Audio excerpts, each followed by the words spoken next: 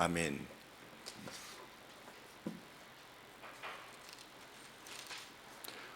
그 말씀이 그 말씀 같고 무슨 말씀인지 잘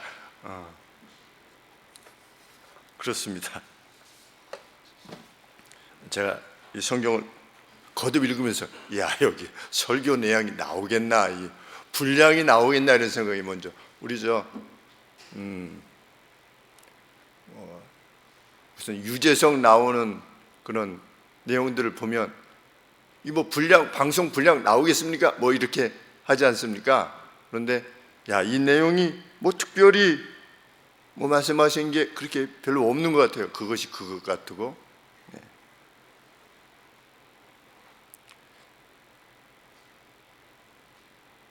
만약 그럴 것 같으면 요한이 이 내용을 뺐겠죠.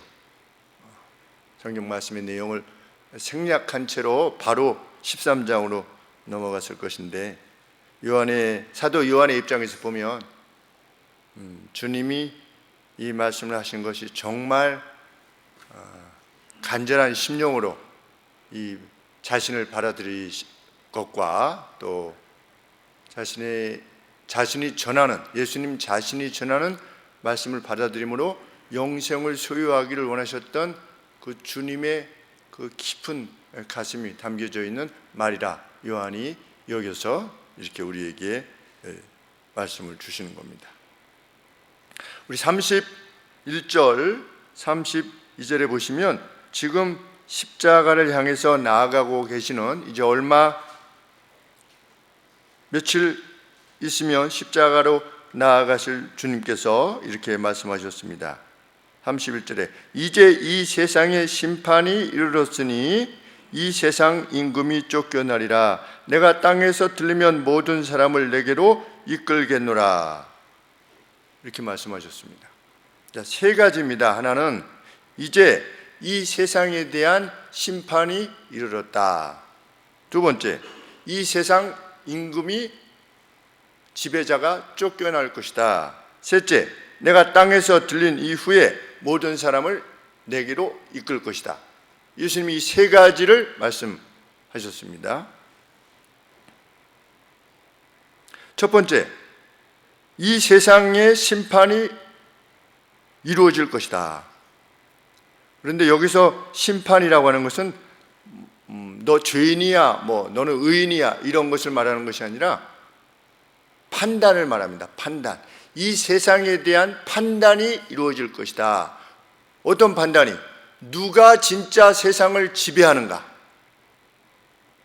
대한 판단이 이루어질 것이다. 이제 곧 무엇을 통해서? 십자가와 부활과 승천을 통해서 누가 진짜 세상을 다스리고 있으며 역사를 다스리고 있는가 하는 사실이 드러날 시기가 이제 도래했다. 예수님이 이렇게 말씀하신 겁니다. 두 번째, 세상을 소유했던, 죄와 사망으로 세상을 소유했던 사단의 권세가 끝장나게 될 것이다. 사탄이 내어쫓김을 당하게 될 것이다. 대속과 부활로 인해서 사탄이 그 권세를 상실하게 될 것이다. 우리 로마서에서는 사망에 쏘는 것이 어디 있느냐 그렇게 언급했습니다. 그 승리를 노래했지요. 그 사망이 이김에 의해서 삼킨 바 되었다. 이런 표현을 쓰므로 사망이 끝장나는 시점이 도래할 것이다. 예수님께서 이렇게 말씀하셨고, 세 번째로 주님의 왕국이 계시될 것이다. 12제자, 또 70명의 제자, 또 다락방에 모였던 120명의 성도들로 시작되는 이제 계시하는 하나님의 나라가, 이렇게 예수님이 십자가를 향해서 나아가실 때 말씀하셨습니다. 그런데 유대인들이 안 믿는 겁니다.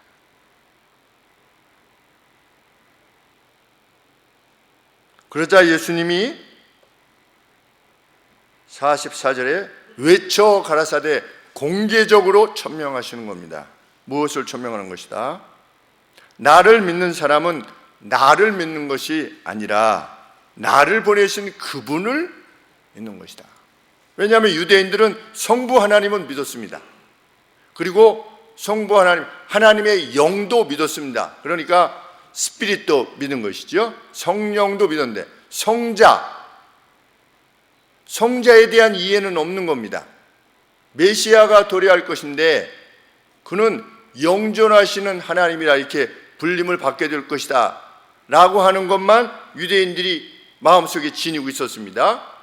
구약의 예언을 그가 오시면 영원히 계시는 분이라 일컬음을 받게 될 거다. 그리고 어떤 신 존재가 오는 겁니다.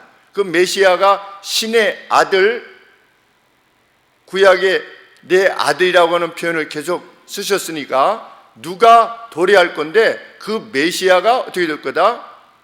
이스라엘을 구원할 것이다 라고 하는 자기들 나름대로의 메시아상을 가지고 있었던 겁니다. 성경에서 말하고 있는 메시아상이 아니라 자신들이 생각했던 메시아상을 가지고 있는데 거기에 안 맞는 겁니다. 누가? 예수님이.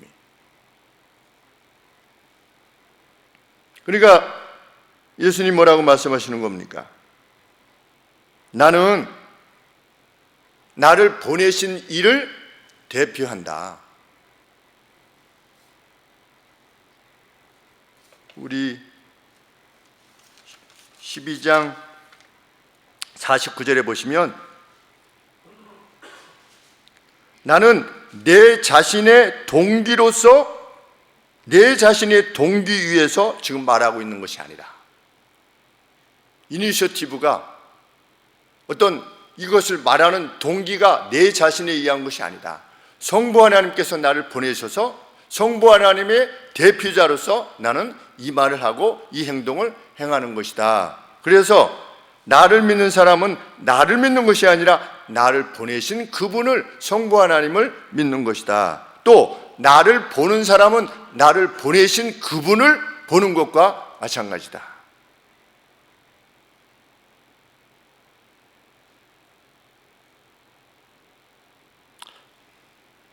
왜냐하면 예수님께서는 수많은 증거들로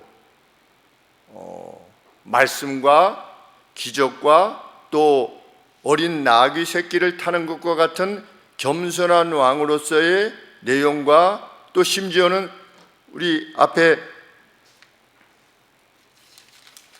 하늘에서 소리가 나지 않았습니까?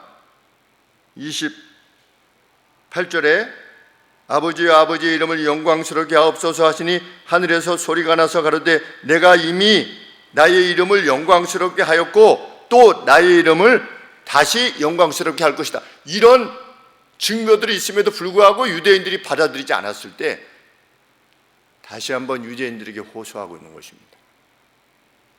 나는 정말 성부 하나님, 너희들이 성부 하나님은 믿었으니까 우리 바울도 성부 하나님은 믿던 겁니다. 근데 예수님을 인정하지 않았던 겁니다.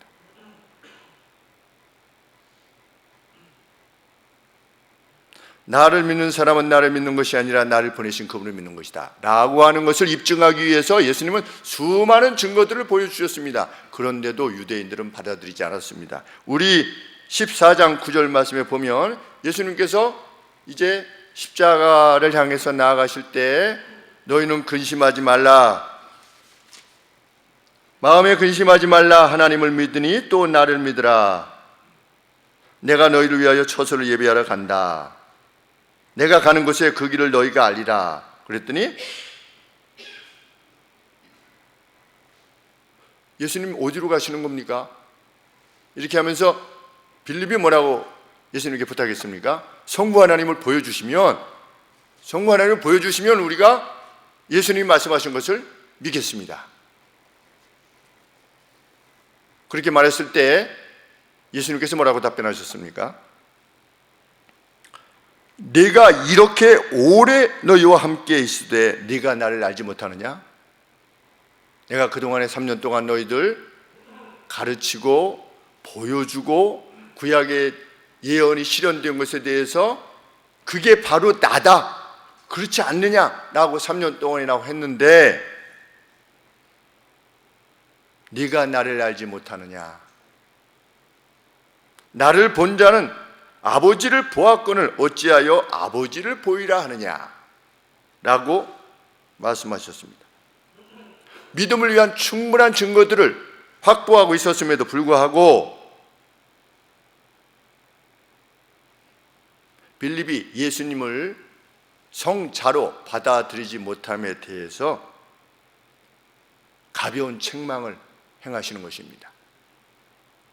빌립이 믿지 못했던 것은 증거가 부족했기 때문이 아니라 수없는 증거에도 불구하고 그것을 받아들이지 않으려 했던 불신앙이 문제였던 것입니다. 그런데 유대인들도 마찬가지였던 겁니다.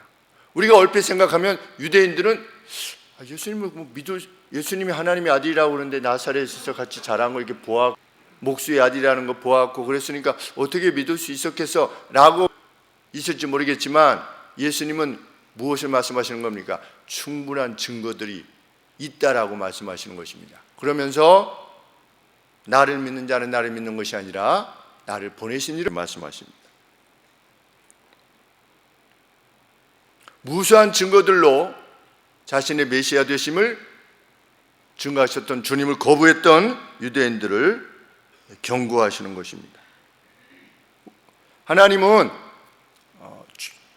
합당한 증거들을 주시지 않은 채 믿으라 이렇게 하시는 분이 아니십니다. 그거 다 알고 있다. 아니 어떻게 하나님의 살아계심이 만물에 다 알려져 있어? 생각해 봐도 이 신비를 어떻게 설명할 수 있는가?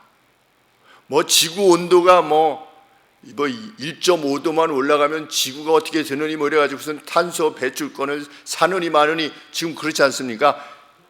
1도, 0.5도, 1.5도만 올라가면 뭐가 멸종되고 한 10도만 올라오면 다 죽을 거야 아마. 다 죽는다고 할 겁니다. 그 지구의 평균 온도의 그 1도 만으로도 생태계가 교란되어서 결코 살아갈 수 없는 그러한 세상이 될 수도 있는데 그것이 수천 년, 수만 년 변함없이 이렇게 이루어지는 것 자체만으로도 하나님의 살아계심이 만물에 다 드러나 있다라고 성경이 말할 때 그것이 증거가 될 수 있는데도 불구하고 인간이 거부하는 것입니다. 죽으면 끝이야.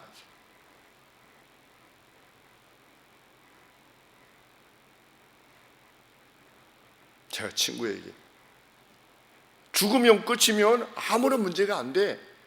나도 만약에 죽는 것이 끝장이라면 문제가 될 게 뭐가 있어? 그냥 죽으면 되지. 그런데 죽으면 끝이 아니라고 하는 증거가 있는 거야. 그것이 성경이야. 이러이러할 정도인데 죽음이 끝이라고 말할 수 있겠느냐? 라고 하는 것이 변증이야.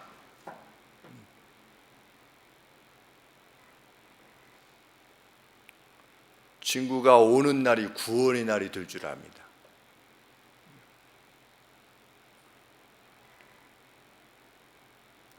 우리 김항식 청년 사장님도 첫 발을 디디기만 하면 구원을 얻게 될 줄 압니다.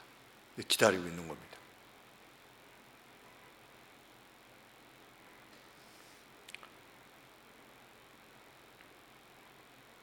주님은 이어서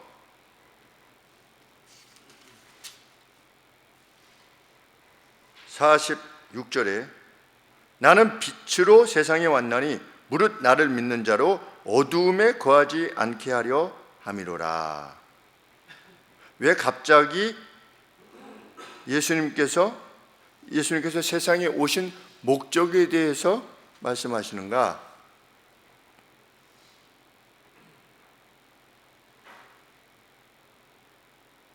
유대인들이 메시아가 오면 어떻게 한다라고 생각했기 때문입니까?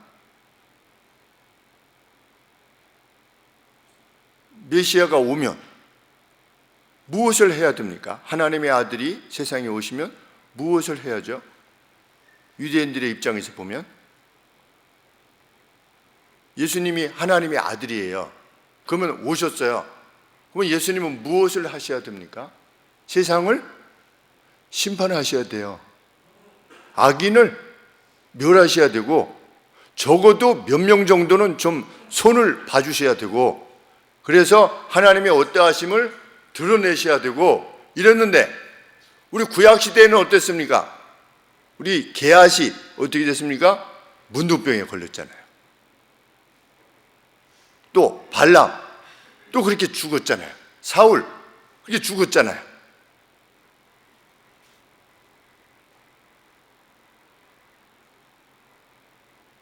느부갓네살 미쳤었잖아요. 그런데 예수님이 하나님의 아들이신데 메시아이신데 오셔서 세상을 심판 안 하는 겁니다. 자기들이 생각했던 메시아하고 다른 메시아인 겁니다. 그리고 막 로마를 막 한번 이렇게 한 다음에 하나님 백성을 좀 뭔가 좀 잘 안녕을 도모하시고 왕도 좀 하시고 이래야 되는데 예수님이 전혀 메시아 상대로 행하지 아니하고 나귀 새끼나 타고 이렇게 좀 막 말 타고 이렇게 예루살렘에 들어갔는데 나귀 새끼나 타고 뒤뚱뒤뚱 이렇게 들어가시니 그들의 입장에서는 아니 당신이 자 우리 미국의 대사가 가령 왔다. 러시아 대사가 왔고 중국 대사가 왔어요. 그러면 얼마나 뽀되겠습니까? 이 중국 대사, 러시아 대사 이렇게 뽀될 텐데 하나님을 대신해서 오신 겁니다. 대표해서. 사절이에요. 하나님의 사절. 하나님의 뜻을 집행하는. 그런데 이 메시아가 새끼 낙이나 타고 영 아닌 거예요. 예수님이 답변을 하셔야만 했습니다. 왜 당신은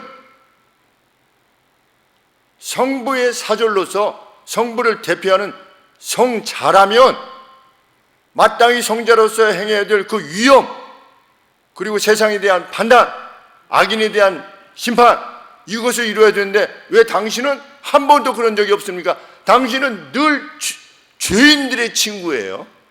죄인들의 친구예요. 삭개오나 뭐 가서 우리 사람들이 싫어하는 사람들 집에 가서 밥이나 얻어 먹으시고 내 친구다 막 이렇고 그렇게 유대인들이 마음속에 받아들일 수 없을 때 예수님께서 그들이 지녔던 그 마음의 의문에 대해서 설명하시는 겁니다. 나는 왜 왔다? 나는 세상의 빛으로서 왔다. 내가 온 목적은 뭐다? 나를 믿는 자로 어두움에 거하지 않게 하려는 것이 내가 세상에 보냄을 받은 목적이다. 그래서 47절에 그 누군가가 내 말을 듣고 지키지 아니할지라도 나는 그를 심판하지 아니한다. 왜? 내가 온 목적이 세상에 빛을 비춰서 사람들로 하여금 어두움을 몰아내게 하는 것이 내 초림의 목적이기 때문이다. 하나님께서 나를 보내신 성부께서 나를 보내신 목적이기 때문입니다. 그래서 우리가 구약의 하나님과 우리 신약의 예수님이 전혀 다른 하나님 같으시지 않습니까? 구약은 막 무서워가지고 막 벌받고 그냥 막 땅이 갈라지고 죽고 막 이런 하나님이신데 신약의 주님은 한 번도 그런 적이 없어요. 그냥 사랑만 그냥 물에 물 탄 듯 술에 술 탄 듯 그냥 다 용서하고 간음 현장에서 잡혀온 여인에 대해서도 너희들이 마음에 여인을 잡아온 것이 그 마음에 너희 마음에 죄가 없다면 그 죄 없는 자가 먼저 돌로 쳐라. 너희 마음에 이 여인을 데리고 오려고 했을 때 나한테 데리고 온 목적 자체가 죄가 아니라 정말 의로움을 추구해서 데리고 온 자가 있다면 그가 먼저 돌로 쳐라. 죄 없는 자가 먼저 돌로 쳐라. 근데 다 아니잖아요. 아니니까 다 가지 않았습니까? 나도 너를 정죄하지 않으라. 예수님 만났던 이들은 다 용서받았습니다. 한결같이.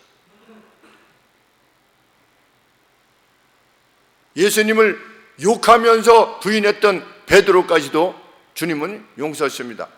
목적 자체가 뭐냐? 성부께서 보내신 목적 자체가 구원해 내시는 것이었다.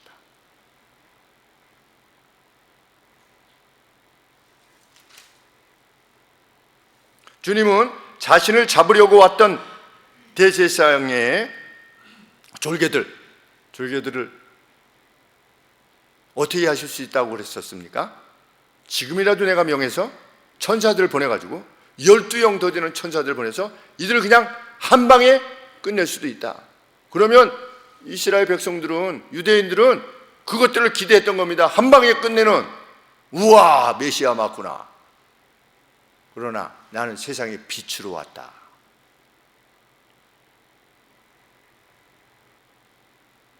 우리가 오해하지 말아야 되는 것은 주님은 사랑만 있으신 분이시다, 그러지 않습니다.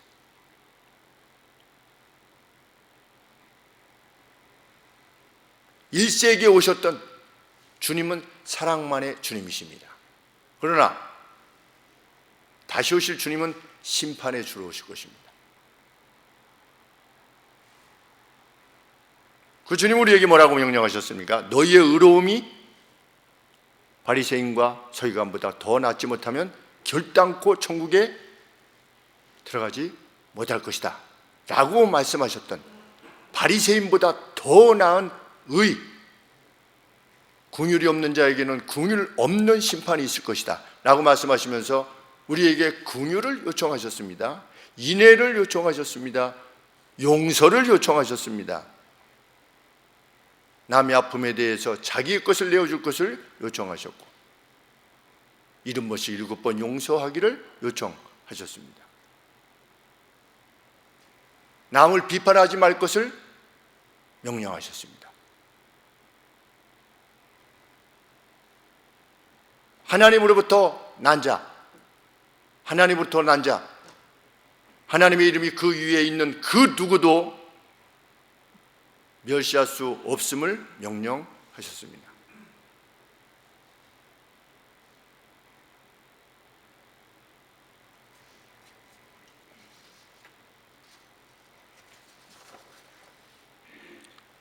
이어서 주님은 무엇을 분명히 하시는 겁니까? 48절에 나를 버리고 나를 저버리고 나를 거부하고 내 말을 받지 아니하는 자를 심판할 이가 있다. 내가 아니다. 근데 주님이시지요? 지금의 내가 아니다. 나를 저버리고 내 말을 받지 아니하는 자를 심판할 어떤 존재가 있는데 그건 뭐냐? 곧 나의 한 그 말이 마지막 날에 저를 심판하리라. 내가 지금 너희에게 전하는 이 말이 그 어떤 말이었습니까? 너희의 의로움이 서기관과 바리새인보다 더 배려하지 못하면 결단코 천국에 들어가지 못할 것이다 라고 하면서 쭉 말씀하시지 않았습니까? 살인하지 말라 하였으나, 간음하지 말라 하였으나, 맹세하지 말라 하였으나 쭉 설명하십니다.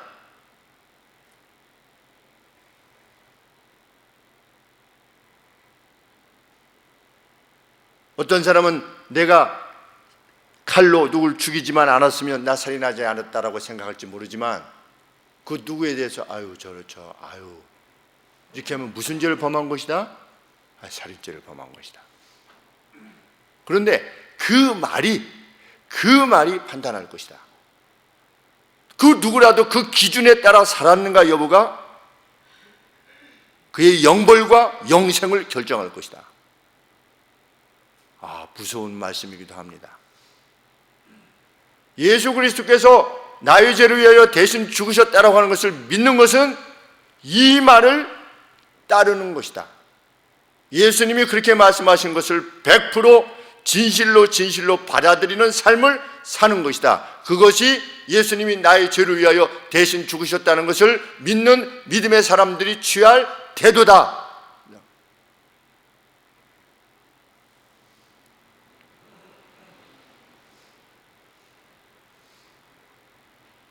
주님은 주님 자신이 말씀하신 그 명령들이 성부께서 바로 그 심판의 날을 위해서 주신 말씀이다. 나는 내 자유로 말하는 것이 아니라 내가 성부로부터 들어서 너희들에게 전하는 것인데 뭐다? 너희의 의로움이 서기관과 바리새인보다 더 뛰어나야 된다. 그래야지 천국에 들어갈 것이다 라고 하신 것이 성부의 말씀인데, 내가 행한 이 말이 그날 심판의 기준이 될 것이다, 예수님이 말씀하십니다. 그래서 오늘 아침에도 누누이 말씀드리는 것이 무엇입니까? 예수님의 명령은 단 하나밖에 없습니다. 그건 뭡니까? 사랑입니다. 사랑. 사랑.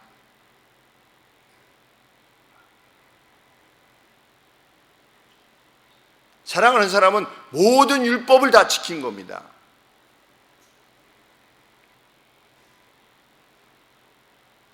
오늘 심재원 성도님이 식사하시면서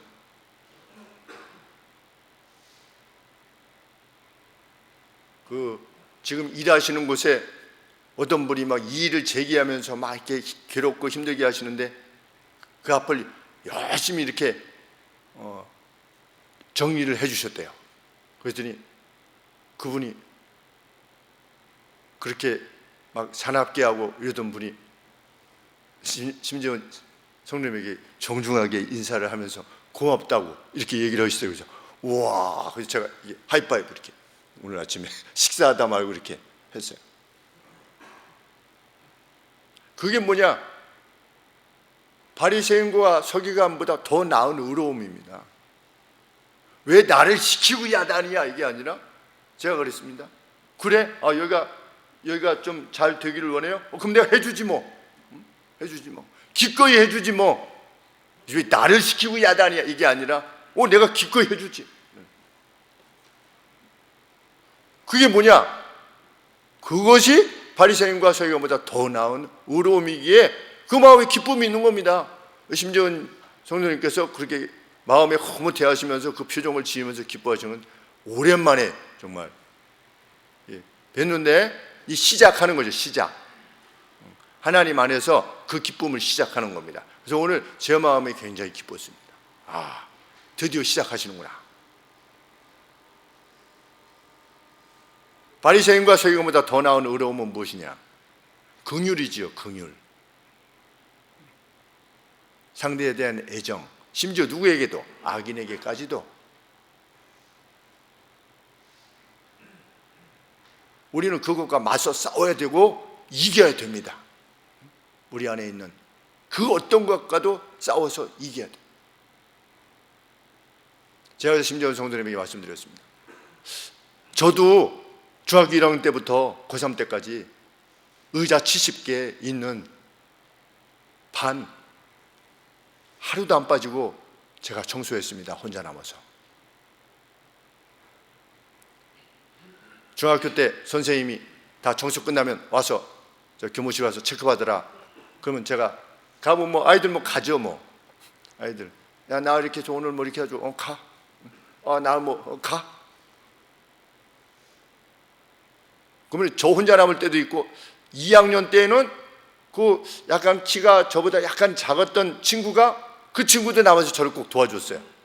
참 그 친구 너무 지금 평생 기억나는 친구 중에 한 친구예요. 그 친구도 둘이 2학년 때 담임 선생님 한찬희 선생님이었는데 영어 선생님이셨는데 그래서 선생님 청소 다 마쳤습니다. 그러면 가라고 그래. 네 내일 뵙겠습니다. 이렇게 또 그 다음날 하다가 어느 날 선생님이 그래? 그러면 내가 가봐야지. 그래서 선생님 안 오셔도 돼요. 왜냐면 아이들이 없는 거 보시면 선생님이 또 혼내실 수도 있으니까 안 오셔도 되는데 선생님 그래도 내가 한번 가봐야지. 근데 오셨는데 아이들이 없는 거죠. 어디 갔냐? 그래서 누구는 이렇게 감기 걸려가지고요 좀 머리가 아프다고 해서 보냈고요. 누구는 이게 뭐 발이 다쳐가지고 보냈고요. 그랬더니 그 선생님이 뭐라고 하시냐면 남이 보던 안 보던 구체적으로는 생각은 나지 않는데 네가 잘하고 있는 거다, 이런 말씀을 하셨습니다. 제가 참 존경했던 선생님이었는데, 그래서 찾아가서 뵈려고 그랬더니 이민 가셨대요. 그래서 너무나 좀 안타깝죠. 그 선생님이 기억이 납니다. 하루는 우리 예전에는 한 달에 한 번 그 나경원 의원의 아빠가 저희 교장 선생님이었거든요. 팬텀기 모셨던 전투기 조종사였는데, 그 팬텀 조종하다가 폐를 다쳐가지고 한쪽을 이렇게 잘라내셨던, 한쪽 폐가 없는, 나라를 위해서 그렇게 헌신하셨던 분이죠. 중령으로 예편하셨는데, 그런데 이제 한 달에 한 번씩 환경미화 테스트를 덜 했습니다. 그러면 잘 꾸며놓고 이제 청소하고 이렇게 하는데, 선생님이 한찬희 선생님이 3학년 때 들어오시더니 뭐 꽃을 보더니, 저 화분을 보더니 너 이게 무슨 꽃인지 아나? 그래가지고 저희가 뭐 어떻게 알겠어요, 중학생이. 그냥 이제 사다 놓고 그렇게 한 건데, 이게 뭔지 알아? 그래서 저희 모르겠는데, 이 녀석들 그냥 저 이름도 모르고 길러 어떻게 찬이하냐, 찬이한. 그래서 저희는 누가 이제 들어와서 이거 뭐냐 하면 찬이한이에요, 찬이한 계속 그랬는데, 나중에 이제 좀 고등학교 정도 되어서 보니까 한찬이를 이게 찬이한으로 이렇게 하신 거예요. 줄 알고 자기 이름을, 성을 뒤쪽으로 붙인 건데 한찬인데 찬이한이라고 해가지고, 그렇게 아이들하고 잘 이게 서로 교통하면서 참 유머도 던지시면서 그러셨던 선생님인데, 그 선생님이 그렇게 말씀하셨어요. 네가 잘하고 있는 것이다. 그러한 삶의 태도를 계속 이어가고 있느라면 그것이 참 의미 있는 것이고 가치 있는 것이다, 이렇게 가르쳐 주셨습니다. 주께서 우리에게 요청하시는 것은 뭐냐? 그렇게 사는 겁니다. 주께서 말씀하시는 그 명령이 하나님을 사랑하고 이웃을 내 자신과 같이 사랑하라고 하는 그 명령을 지켰느냐 지키지 않았느냐가 그날의 심판의 기준이 될 것이다. 그래서 우리 요한일서에 보면 무슨 말씀이 있냐면, 사랑하는 자에게는 두려움이 없다. 어떤 두려움이 없다? 심판에 대한 두려움이 없다. 왜? 하나님은 사랑이시니까.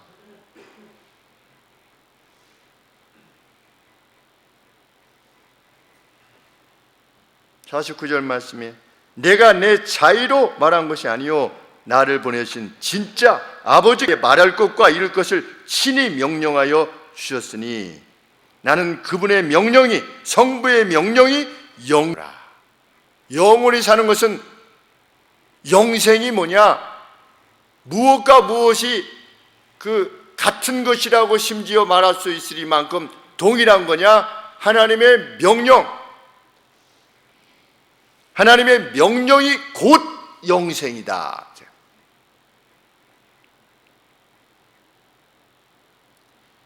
나는 메시아로서 그 성부로부터 보냄을 받은 자로서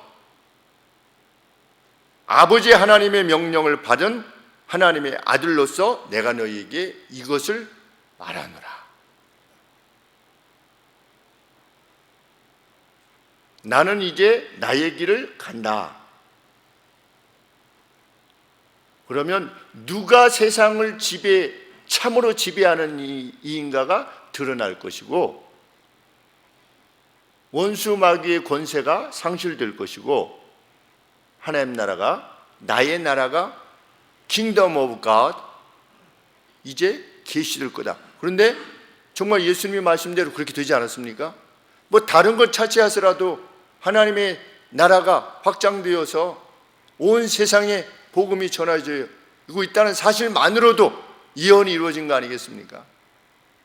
예루살렘과 유대와 사마리아와 땅끝까지 이르러 나의 증인이 될 것이다, 너희가. 그런데 그때 기록될 당시에 로마의 상태가 어떻게 했는데요?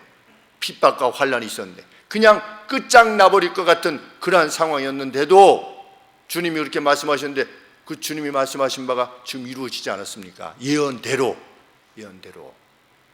그리고 빛을 비춰주지 않습니까? 각 나라에 이 어두웠던 세계사에 그리스도의 복음이 비추어져서 그 빛을 비침받은 나라마다 개화되고 남자와 여자가 동등한 거리를 지니고 있고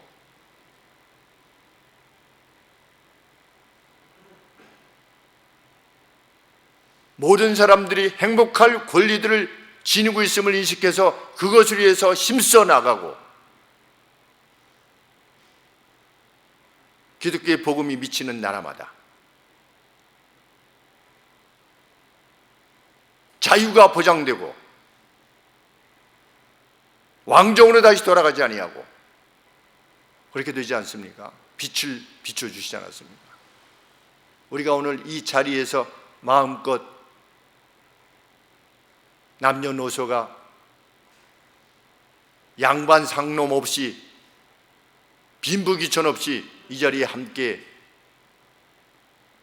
우리를 지으신 하나님을 경배할 수 있다는 것 사실만으로도 주님의 위대하심이 얼마나 큰 것인가를 확인하게 하는 증거라 이렇게 믿게 됩니다. 오늘 우리는 이 강단을 통해서 주께서 주신 우리에게 분명하게 밝히신 명령들을 익혀 나가고 있습니다. 주님이 우리에게 주신 그 명령들을 익혀 나가고 있습니다. 이 명령이 곧 영생이다.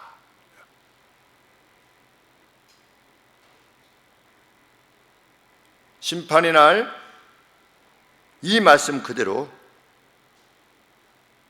이 강단에서 외쳐지는 주의 명령대로 순종하는 이들에게 그리하여 바리새인과 서기관보다 더 나은 의로움을 추구하고자 하는 이들에게 영생이 선물로 주어지는 날이 반드시 도래할 것입니다. 주의 예언이 이루어질 것입니다. 여기 우리 함께 예배드리는 우리뿐만 아니라 우리로 말미암아 구원받게 된 이들 모두가 그 반열에 구원의 반열에 함께 동참하게 되는 그 영광의 날을 위해서 함께 나아가는 저희 교회 되기를 소원합니다.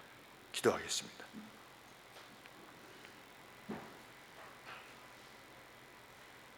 주님, 주께서는 세상에 오셔서 우리 주께서 그 구약의 말씀대로 오신 분이라고 하는 사실을 명백히 드러나셨고, 하나님, 사도들은 또 초대교회 성도들은 그것이 분명한 사실이라고 하는 사실을 기록하기 위하여서 그들의 생명을 내어놓았습니다. 그들의 순교는 이 기록된 말씀의 진실성을 보장해 주는 것이라 저희는 믿습니다. 하나님, 주의 말씀대로 온 세상에 복음이 전하여지게 되었고, 무수한 주님 나라의 백성들로 인하여 저희 마음이 힘을 얻게 되는 이날, 기쁨과 감사로 하나님께 찬양과 영광을 돌리게 되옵나이다. 하나님, 우리 주께서 말씀하신 바 성부를 대신하여 오셔서, 대표하여 오셔서 주신 말씀 그대로 행하여 살 때에, 그 명령대로 살 때에 영생이 주어질 것이라 말씀하셨사오니, 그날 심판대 앞에 설 때에 우리가 이 땅에 살 때에 행했던 모든 사랑의 행위들과 마음과 결정들로 인하여 두려움 없이 거기 있게 하여 주시기를 소원합니다. 우리가 그 누구의 죄를 용서하였듯이 우리의 죄를 사하여 주시고, 우리가 그 어떤 죄인이라도 긍휼을 베풀었던 것 같이 긍휼의 심판을 받게 하여 주시옵소서. 예수 그리스도 이름으로 기도합나이다. 아멘.